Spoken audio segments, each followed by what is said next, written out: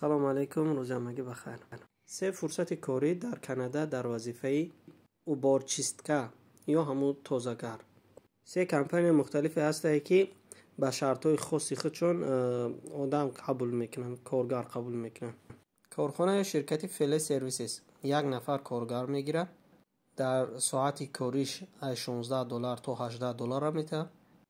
جای کاری که تقدیم میکنه برای کاری دائمیه، یعنی که موسمی نیست یا چند ماهی نیست، تا ابد میتونی که تامین کنه جای کار قطعی معاشی ثابت. نوع کاری که میکنی پیلاساز کنی و شکیدن یا توزیع کردن یا شستن یا خاکچنگ گرفتن، همین نمو تمام همین توزیعگری میدروه. انا شرطش ایه که باید زبانی فرانسی قطعی خوب گپ زده بتونی. این فرمای فرانسی قطعی گپ میزگیه. اگر اهل سیگار و نوش ایتریو باشه قبولت نمیکنن و جایهایی که میشه دو کاراتون بغلطه، خونه، بازار، آفیس، هر جایی که باشه میری میکنی.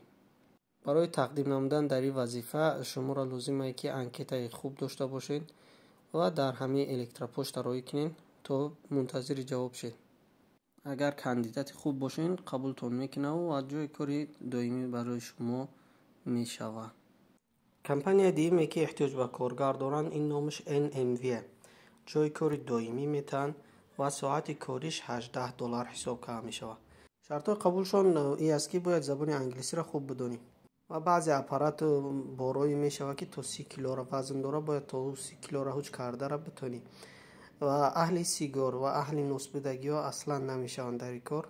برای تقدیم کردن به این وظیفه در همین الکتراپوشت انکیت اختون رای کنین یا مکتوبی خوبم بنویسین که باعث قبول گشتنتون شود.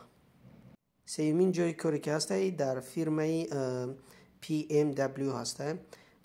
جای کاری دائمیه، ساعت کاریش $19 میته، همش در با قیمت تره. دارای زبان انگلیسی حتمیه و شرط نیست که تجربه دار باشی، خودشون نشانت میتن.